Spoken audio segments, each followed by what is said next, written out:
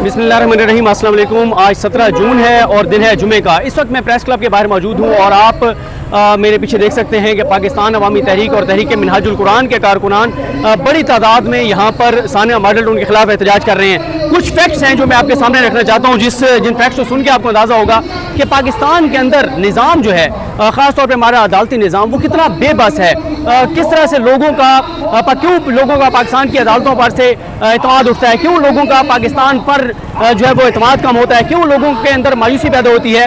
आज Sania model town को 17 जून 2022 को 8 साल जो है वो मुकम्मल हो गए हैं और सानिया मॉडल टाउन को जो 8 साल मुकम्मल हुए हैं, इसमें मैं आपको चंद चीज़ें ऐसी बता दूँ जो बहुत ही अंदोनाक हैं, जो बहुत ही अफसोसनाक हैं। यानी पीछे आप छोड़ दें कि जब सानिया मॉडल टाउन हुआ 14 लोगों को शहीद किया गया, जबरों में गोलियां मारी गई, जो जुल्म जबर तशद्दुद किया गया। उसके बाद फिर क्या हुआ? उसके बाद ये हुआ कि मकतूलीन पे ही FIR पहले तो कर दी गई।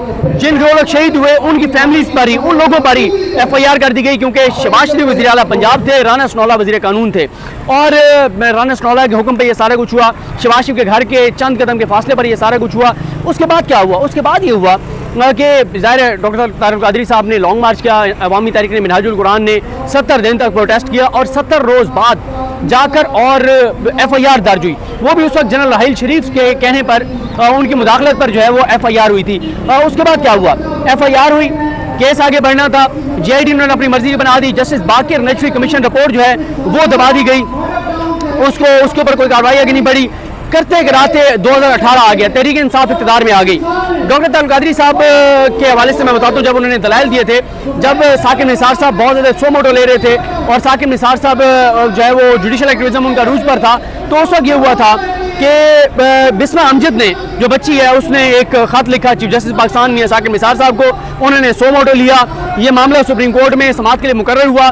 दिसंबर 2018 में डॉक्टर तारिक कादरी साहब 5 रुकनी बेंच के सामने पेश हुए और डॉक्टर तारिक कादरी साहब ने वहाँ पर बड़े ज़बरदस्त दलाइल दिए थे, क्योंकि ज़ाहिर है वो खुद वो लॉ भी उन्होंने किया और वो पढ़ाते भी रहे लॉ, तो ज़ाहिर है वो उन्होंने ज़बरदस्त अंदाज से, फिर ज़ाहिर है एक ऐसा जब उनके कारकुनान को शहीद किया गया तो उन्होंने बड़ी तकलीफ दे ऐसी चीज़ें रखी अदालत के सामने कि उस दौरान ही मैंने उस पूरी समाअत को तफसील से कवर किया था और रिपोर्ट भी किया था अपने YouTube चैनल पर। उस वक्त ये हुआ था कि पंजाब हुकूमत जो थी तहरीक इंसाफ की, उसने कहा कि जी हम JID बनाने को तैयार हैं। JID अनाउंस हो गई, JID बन गई दिसंबर 2000 जो है वो दिसंबर के एंड में। 12 जनवरी में जो JID थी वो काफ़ी हद तक काम अपना मुकम्मल कर चुकी थी और उस JID ने बहुत सारे शवाहिद इकट्ठे कर लिए थे, बहुत से बयानात कर लिए थे और बताया जाता है कि उन्होंने बहुत सारी चीज़ें, वो खुरा पहुंच गया था हाउस शरीफ तक। लेकिन उस वक्त फिर अचानक लाहौर हाई कोर्ट में इसको चैलेंज किया जाता है JID को, और लाहौर हाई कोर्ट इस JID को काम से जो है वो मुअत्तल कर देती है। जब JID काम से रोकती है, जो लाहौर हाई कोर्ट इस JID को काम से रोकती है, तो उसके बाद ये मामला वहाँ पर पेंडिंग हो जाता है। जब ये मामला वहाँ पर पेंडिंग हुआ तो उसके बाद क्या होता है? उसके बाद आ जाता है मामला 2019 में मामला आ जाता है सुप्रीम कोर्ट ऑफ पाकिस्तान में। तो जस्टिस गुलजार अहमद साहब की सरबराही में 3 रुकनी बेंच था, वो 3 रुकनी बेंच इस केस की समाअत करता है और लाहौर हाई कोर्ट को ये कहा जाता है कि आप 3 माह के अंदर अंदर इसका फैसला कर दें 2019 में। आज 3 साल मुकम्मल होने को हैं, लेकिन लाहौर हाई कोर्ट ने आज तक ये फैसला नहीं किया। और वो पॉइंट क्या है? वो पॉइंट ये है कि आया एक जो JID पहले बनी हुई थी, उसके बाद नई JID बन सकती है नहीं बन सकती, इस एक नुक्ते के ऊपर 3 साल हो गए हैं, लाहौर हाई कोर्ट फैसला नहीं कर सकी। मैं ये समझता हूँ, और इसमें मैं आपको एक चीज़ बताता हूँ कि जो अहमद अवैस एडवोकेट हैं, जो एडवोकेट जनरल पंजाब थे, अहमद अवैस एडवोकेट ने जो बातें कही थी वो बहुत ही ज़्यादा खौफनाक थी, जिसमें उन्होंने बताया था अहमद अवैस एडवोकेट ने कि किस तरह से जजेस ने शरीफ ख़ानदान को फ़ायदा दिया, कैसे जो JID है वो काम पे, वो JID जो है वो असल जो किरदार है उन तक पहुंच गई थी। और लाहौर हाई कोर्ट के जजेस ने जिस तरह से वो फैसला मुअत्तल किया और जो उन्होंने काम किए, उस पर यह भी कहा गया था कि हम सुप्रीम जुडिशल काउंसिल में इसके खिलाफ, इन जजेस के खिलाफ जो है वो रेफरेंस दायर करेंगे। उसके बाद ये हुआ कि उसके साथ ही फिर ये हुआ कि ज़ाहिर है ये मामला वहाँ पर पेंडिंग रहा। 3 साल हो गए। मैं समझती हूँ सबसे पहले तो chief justice Pakistan justice Umar Ata Bandial साहब को इसका नोटिस लेना चाहिए कि सुप्रीम कोर्ट के अहकामात की वाज़ेह तौर पर खिलाफवर्जी हुई है। सुप्रीम कोर्ट ने 3 माह में फैसला करने का कहा था और 3 बरस हो चुके हैं, अभी तक लाहौर हाई कोर्ट इस एक नुक्ते पर जो है वो फैसला नहीं कर सकी। आज भी सानिया मॉडल टाउन का एक भी मुलजिम ऐसा नहीं है जो जेल में हो, एक भी मुलजिम ऐसा नहीं है जो ओहदों पर बरकरार ना हो, बल्कि उनको तरक्कियाँ दी गई और उनको जो नवाजा गया, बड़े बड़े ओहदे दिए गए। बल्कि आज तो अब जाहिर है दोबारा शरीफ खानदान इक़्तिदार में है, तो कैसे इंसाफ हो सकता है? तो ये हमारे निज़ाम इंसाफ के ऊपर बहुत बड़ा सवाल है। और जो तहरीक इंसाफ से जो शिकवा है डॉक्टर तौल कादरी साहब को, वो ये है कि तहरीक इंसाफ के दौर में ठीक है जो मामला अदालत में था वो इमरान खान के अंडर नहीं है, लाहौर हाई कोर्ट या सुप्रीम कोर्ट, लेकिन जो मुलजमान थे साने माल्टा उनके, उनको उस दौर में भी ओहदों पर बरकरार रखा गया। तो इसके ऊपर वो काफ़ी शिकवा करते हैं तहरीक इंसाफ से कि आपको कम अज़ कम उन लोगों को ओहदों से नहीं नवाजना चाहिए था। लेकिन असल मामला लाहौर हाई कोर्ट में पेंडिंग है। और देखें, जब इस तरह का मामला होता है कि 14 लोगों को दिन दहाड़े शहीद कर दिया जाए, पूरे पाकिस्तान ने देखा हो, पूरी दुनिया ने देखा हो, तमाम चैनल्स लाइव हो, शवाहिद मौजूद हो, सबूत मौजूद हो, एक एक चीज़ मौजूद हो, तो मुझे बताएं कि अगर 14 इस तरह से दिन दिहाड़े जो शहीद अगर इस इतने वाज़े तौर पे सबूत होने के बावजूद अगर अदालत फैसला नहीं करती, अगर कातिल नहीं पकड़े जाते, तो फिर क्या हो सकता है इस मुल्क के अंदर? तो यही वो चीज़ें हैं जिससे लोगों का एतमाद जो है वो लोगों का एतमाद अदालतों पर कम होता है, निज़ाम पर कम होता है। और ये निज़ाम, इसमें कोई शक नहीं है कि ये निज़ाम चोरों लुटेरों डाकुओं का तहफ़्फ़ुज़ करता है। बदकिस्मती से हमारी जो अदालतें हैं वो भी बड़ा अफसोस उनका किरदार है, उनकी सूरत हाल है। अब आप देखेंगे आज भी यहाँ पर जो तहरीक मिनहाजुल कुरान के बहुत से लोग जो हैं वो यहाँ पर जो है वो प्रोटेस्ट कर रहे हैं और यही अदालत से सवाल कर रहे हैं कि अब तक 8 बरस आज मुकम्मल हो गए हैं, अब तक जो है वो फैसला क्यों नहीं हो सका। कुछ नौजवान यहाँ पर इस्लामाबाद के मौजूद हैं, जो यहाँ पर मौजूद हैं, जो आज इस प्रोटेस्ट में शरीक हैं, जरा उनसे भी बात करते हैं कि वो इस हवाले से क्या कहते हैं और क्या इनके मुतालबात हैं और वो आज क्यों इस प्रोटेस्ट में आए हैं। जी बताइएगा, अपना तारुफ भी करा दें और थोड़ा सा बताइएगा कि आज आप किस लिए आए। जी, मेरा नाम मोहम्मद ज़ुहैर ज़की मिर्ज़ा है और मैं सदर हूँ Mustafi students movement Islamabad zone का।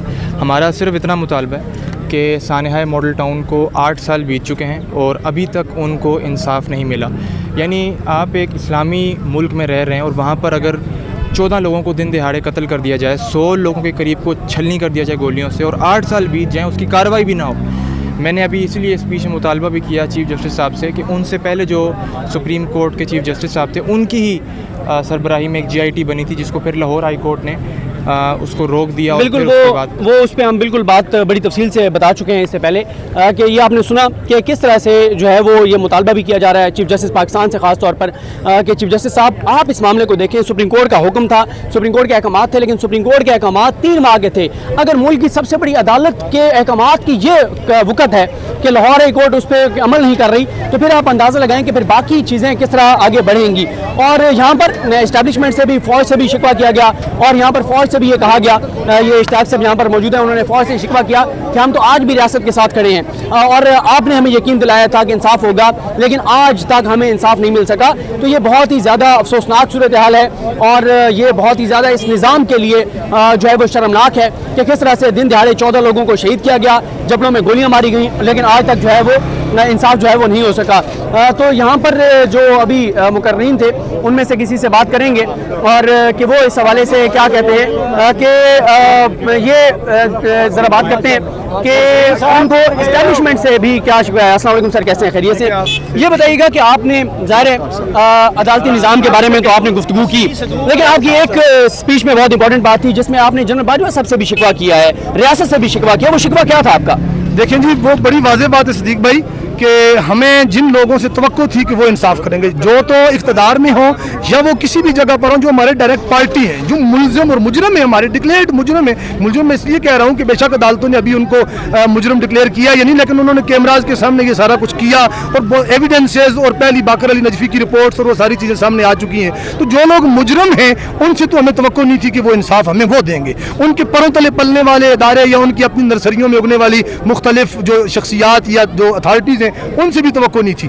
लेकिन जिन्होंने हमारी FIR कटवाई, उस वक्त जनरल रहील साहब थे, जिन्होंने उस वक्त मुदाखलत करके ये कहा कि अब आपका FIR कट चुकी है तो आपको इंसाफ भी मिलेगा, उन्होंने यकीन दहानी करवाई है, सारी दुनिया जानती है, ये बातें दर्जनों मरतबा TV पे हो चुकी हैं। उस इदारे ने, ये इदारा जनरल रहील साहब ने जो कुछ किया था वो एज सरबराह इदारा किया था, अपनी पर्सनल कैपेसिटी में नहीं किया था। तो इदारे जो है ना वो अपने इदारे की बाद में आने वाली शख्सियात भी उसको जारी रखती हैं, उनकी पॉलिसीज़ को और उनके वादों को। लेकिन हमारे साथ हमारा महबूब इदारा, हम उसे आज आज भी महबूब इसलिए कहते हैं कि वो हमारे मुल्क का इदारा है। उसने और उनके जिम्मेदारों ने भी वफा नहीं की, क्योंकि हमारे कातलों को हमें शदीद शिकवा है। इमरान खान साहब को रिप्लेस किया गया, ये शिकवा हो या ना हो, हमें ये शिकवा है कि हमारे मुजरिमों को आपने 22-24 करोड़ आवाम के ऊपर मुसल्लत कर दिया, जिनका ट्रैक रिकॉर्ड निहायत गंदा है। वो जालिम है, वो जाबिर है, वो खूनी है, वो कातिल है, हम उन्हें नहीं भूल सकते। और सानिया मॉडल टाउन के जो सारा ये ड्रामा और ये सारा खेल खूनी रचाने वाले हैं, उसमें राना सनाउल्लाह सरे फहरिस्त है, जो इस वक्त वजीर दाखिला है। वजीर दाखिला होता है आपकी लॉ इन्फोर्समेंट एजेंसीज का इंचार्ज।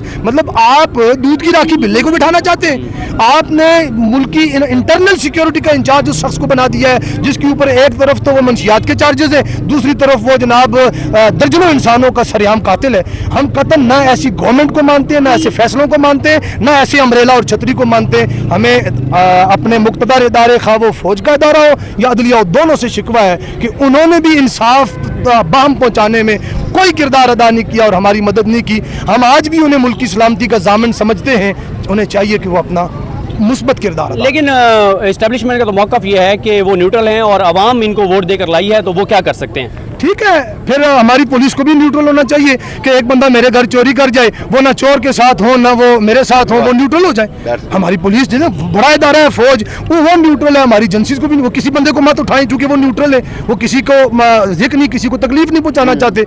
इसी तरीके से जो मुल्क के खिलाफ, जो फौज के खिलाफ नारेबाजी कर रहे हैं और जो मुहिम चलाई हुए रियासत और इदारों के खिलाफ, हमने तो आज तक एक जुमला नहीं कहा अपने इदारों और अपनी रियासत के खिलाफ, ना कह सकते हैं। हमारी जान जा सकती है, हम रियासती वफादारी के ऊपर कंप्रोमाइज़ नहीं कर सकते। लेकिन एक चीज़ आपने बिल्कुल दुरुस्त कही और ये बात सब जानते हैं, जो लोग भी पाकिस्तान में रहते हैं, जो डॉक्टर तलत कादरी साहब को जानते हैं और डॉक्टर तलत कादरी साहब के कारकुनान की उनकी अपनी क़यादत से कमिटमेंट को जानते हैं कि डॉक्टर तलत कादरी एक मरतबा भी बात कहते कि अब हमने इंसाफ खुद लेना है, तो शायद एक दिन भी ना गुजरता और जितने साने माल्टोन के किरदार थे उनके घरों में घुसकर और लोग उनको घसीट कर बाहर ले आते और इंसाफ अपना खुद कर लेते। लेकिन ये बिल्कुल आपने दुरुस्त का एक पॉजिटिव बात है कि डॉक्टर साहब हो या आपकी जमात हो, आपने हमेशा आइन और कानून की बात की है। लेकिन बदकिस्मती से 3 माह का कहा गया था, 3 साल होने को है और आज तक लाहौर हाई कोर्ट जाए वो फैसला नहीं किया। सदीक भाई, आप तो सुप्रीम कोर्ट को कवर करते हैं और वैसे भी आपकी बड़ी गहरी नजर है। आप जानते हैं कि 3 माह का कहे सुप्रीम कोर्ट और मातहत अदालत और उसके जेली कोई इदारा उसकी बात को 3 साल तक हवा में उड़ा दे और ना इस इदारे को परवाह है ना उस इदारे को परवाह है। इसका मतलब तो ये हुआ, हमें फिर ये कहने दीजिए ना, कोई मुकद्दस गाय नहीं है। रियासत मुकद्दस है, रियासत मुकद्दम है और कोई मुकद्दस गाय नहीं। इसका मतलब है ये मिली भुगत है। हमारी पंजाबी में कहते हैं कुत्ती चोरनल मिली ना, मैं किसी को कुत्ती कह रहा हूँ ना किसी को चोर कह रहा हूँ। मैं मिसाल दे रहा हूँ कि इसका मतलब है ये मुक मुका है। हमारा एक कायद का एक बड़ा मशहूर जुमला मुक मुका है, ये उनको प्रोटेक्शन दे रहे, वरना आपने पूछा नहीं। आप तो पकौड़े महंगे हो जाए और समोसे जनाब कच्चे रह जाए तो उसके ऊपर सो मोटो हो जाता है। आपका और बहुत सारे मामला पे सो मोटो हो गया। 12 बजे रात को अदालतें खुलती हैं और इतवार वाले दिन आप अपने मनपसंद लोगों को स्टे दे देते हैं, जमानतें उनकी ले लेते हैं। तो इतना नहीं हुआ कि हमने आपको कहा था 3 माह के अंदर लाजिमन इसकी हमें रिपोर्ट करें और 3 साल गुजरने को और उसमें एक कदम भी पेशरफ्त नहीं हुई। बल्कि चंद दिन पहले हुजूर शेखुल इस्लाम का इंटरव्यू एक चैनल, प्राइवेट चैनल के ऊपर हुआ और जब आपने इस सारी इंसाफ के इदारों की बेइंसाफियों को आपने एक्सपोज किया तो आपको पता है कि उस इंटरव्यू का क्या हाल हुआ और किस तरीके से जनाब उसे डिस्टर्ब करके बंद करवा दिया गया और ऑफ एयर करा दिया गया। ये सारे हथकंडे हैं। कौम अब इतनी बोली नहीं रही, कौम सारे मामलात को समझ भी रही है और देख भी रही है। मैं आपको वसूख से कहता हूँ, मैं लेमैन हूँ जी, मैं गली मोहल्ले में चलने वाला अवामी आदमी हूँ। आप आए, हम चलते हैं, यहाँ आप पारा मेलोडी में चले जाएं, किसी रेहड़ी बांध से पूछे कि आज के इन हालात का जिम्मेदार कौन है, तो वो उन्हीं का नाम लेगा जिनका नाम हम डायरेक्टली या इनडायरेक्टली हम लोग भी ले रहे हैं। तो ये लोग समझ चुके हैं। अब आपको इसलिए हम कह रहे हैं, हम आपके खैर खा नहीं है, किसी शख्सियत के खैर खा नहीं है, हाँ वो किसी एक इदारे में बैठा हो कि दूसरे इदारे में बैठा हो, हम रियासत के खैर खा हैं कि चूंकि रियासत का तशख़्ख़ुस और रियासत का दिफा इन इदारों के मरून मिन्नत है। जब इदारों की रिस्पेक्ट और उनकी इज्जत और डिग्निटी पे फ़र्क पड़ेगा तो डेफिनेटली रियासत मुतासर होगी। हम ये चाहते हैं कि आपका वजूद रियासत से मुंसलिक है, रियासती इदारों से मुंसलिक है। अवाम के अंदर इन इदारों का ग्राफ बहुत नीचे आ चुका है, बड़ी बदनामी हो चुकी है। आप इदारों को बचाएं ताकि इदारे मजबूत हों। इदारे मजबूत होंगे तो हमारा प्यारा वतन पाकिस्तान मजबूत होगा। वगरना जो बात आपने की डॉक्टर तलत कादरी का तो एक इशारा, आवाज़ भी नहीं, एक इशारा चाहिए।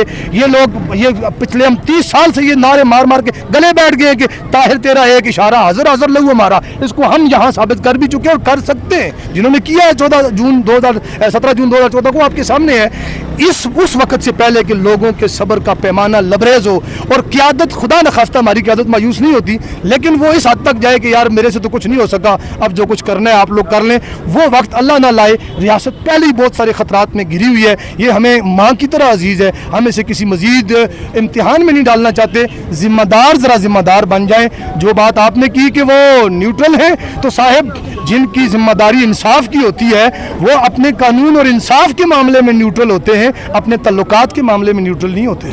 जी बिल्कुल, ये बिल्कुल दुरुस्त बात कही कि देखें कोई किसी का भी ज़ब्त तहम्मुल बर्दाश्त का कितना आप इम्तहान लेंगे। 8 बरस गुजर चुके हैं, 14 लोगों को शहीद किया गया, जबड़ों में गोलियां ख़वातीन को मारी गई, गोशत रूद पे फायरिंग हुई और तमाम टीवी चैनल ने लाइव दिखाया, लेकिन आज तक एक भी किरदार को जो है वो कटारे में नहीं लाया गया। तो अगर ये हालात होंगे तो मुल्क के अंदर मायूसी भी बढ़ेगी, अदम इस्तेकाम भी बढ़ेगा, अदम बर्दाश्त भी बढ़ेगी। और ये मैं आखिर में इस बात से इत्तफाक करता हूँ कि डरना चाहिए रियासत को, रियासत के इदारों को कि डॉक्टर तौल कादरी जैसी शख्सियत जो कि आइन और कानून पर यकीन रखते हैं, जो नहीं चाहते कि कानून हाथ में लिया जाए, कि उनके भी सब्र और तहम्मुल का पैमाना लबरेज हो। क्योंकि जाहिर है जो तनकीद करने वाले हैं उन पर वो फिर ये कहते हैं कि जी आपने क्या किया है इंसाफ लेने के लिए, क्या कर सकते हैं, अदालतों में जा सकते हैं, इदारों से बात कर सकते हैं, फिर या तो वही काम करें जो पाकिस्तान में बहुत सी मजहबी तंजीमें करती हैं, हाथ में असला उठाएं, खुद जाके अपना बदला ले लें। तो ये किसी भी सूरत में मुल्क के लिए, इस 22-23 करोड़ के न्यूक्लियर पावर मुल्क के लिए बेहतर नहीं है। बहरहाल उम्मीद करते हैं कि तमाम इंसाफ के इदारे, कानून के इदारे, रियासत के इदारे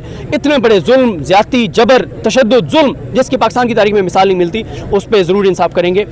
हमारी दुआएं भी साथ हैं, अल्लाह ताला सानिया माल टाउन के जो मुतासरीन हैं उनको इंसाफ की फराहमी हो।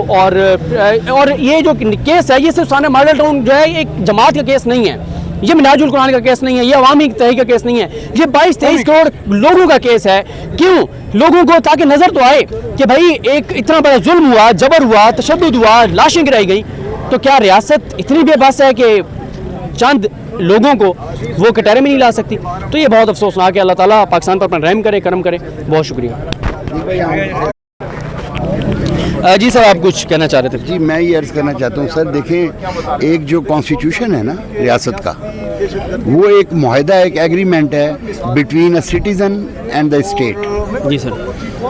हम डेली यूटिलिटी चीज़ें यूज़ करते हैं, आप भी करते हैं, उसमें हम टैक्स पे करते हैं। जी सर। उसके अगेंस्ट हमें रियासत ने देनी है जस्टिस, हेल्थ, एजुकेशन। जी सर। अगर ये 3 चीज़ें हमें ना मिल रही हों तो आपका कॉन्ट्रैक्ट कैंसिल हो गया। बिल्कुल। जो रियासत से एक कॉन्ट्रैक्ट था वो कैंसिल हो गया। बिल्कुल। तो अब आप अपनी एजुकेशन का भी खुद करेंगे, अपने इंसाफ का भी खुद करेंगे, अपनी हेल्थ का भी खुद करेंगे, जैसे कर रहे हैं। जी सर। तो जब आप अपना हेल्थ का, वो रियासत नहीं कर रही, आप अपनी हेल्थ के लिए स्ट्रगल खुद कर रहे हैं, तो आप फिर इंसाफ के लिए भी स्ट्रगल खुद करें।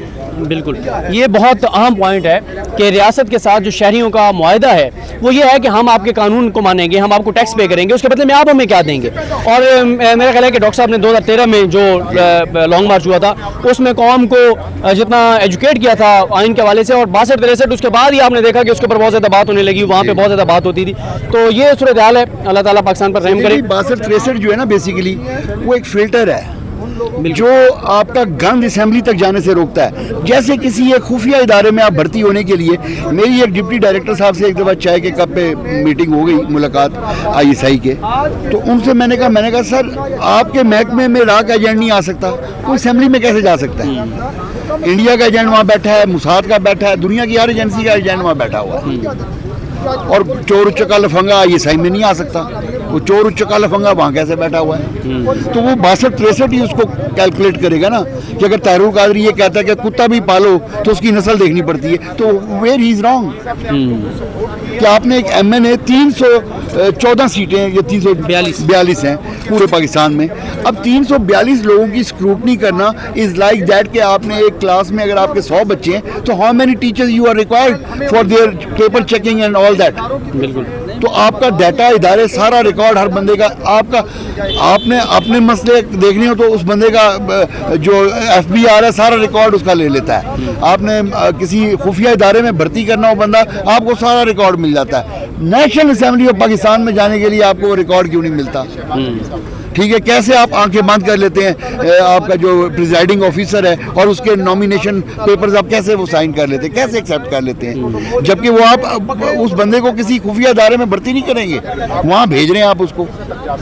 तो ये बताएं कि जो इलेक्शन कमीशन ऑफ पाकिस्तान है जो मौजूदा है और जो मौजूदा निज़ाम है, इसमें आप समझते हैं कि मुमकिन है कि जो चोरों डाकू लुटेरों का रास्ता रुक सके? सर निज़ाम तो देखिए आपका 62-63 है, मगर अगर आप मोची की जगह कसाई को बिठा देंगे तो what you can expect Siddique भाई। मैं गाड़ी लेके कारपेंटर के पास चला जाऊं ठीक करवाने तो मेरी गाड़ी का बेड़ा गर्क कर देगा वो। तो आप मतलब कि यही हो रहा है ना, आप किसी भी सीट में आप सेक्शन ऑफिसर से लेके I born in Islamabad Siddique भाई इन 1970, एक मिनिस्ट्री आप उठा के मुझे बता दें, सेक्शन ऑफिसर से लेके डिप्टी सेक्रेटरी मिनिस्टर तक वो बंदा बैठा है जिसका वो सब्जेक्ट ही नहीं है। सही कह रहे हैं। आई मीन वो बस पोस्टिंग होती है, वो इधर से इधर आ गए, उधर से उधर, डीएमजी ग्रुप बैठे हुए हैं। कोई क्वालिफाइड बंदा रेलिवेंट सब्जेक्ट का शायद कोई मजबूरन उन्होंने रखा हो जो हाँ, वरना अदरवाइज आपको वो चीज़ सारी ब्रीड वो नजर आएगी जिसका सब्जेक्ट ही नहीं है। बहुत शुक्रिया सर, बहुत शुक्रिया जी, आपने सुना। तो देखते हैं हमारा चीज़ें किस तरह आगे बढ़ती हैं, मुझे अपनी दुआ में याद रखिएगा। We have to change the system. जरूर सर, इंशाल्लाह। ओके जी, टुडे और टुमारो इंशाल्लाह चेंज नहीं आ सकती उसके। बिल्कुल सही कह रहे हैं। बहुत शुक्रिया जी, अल्लाह हाफ़िज़।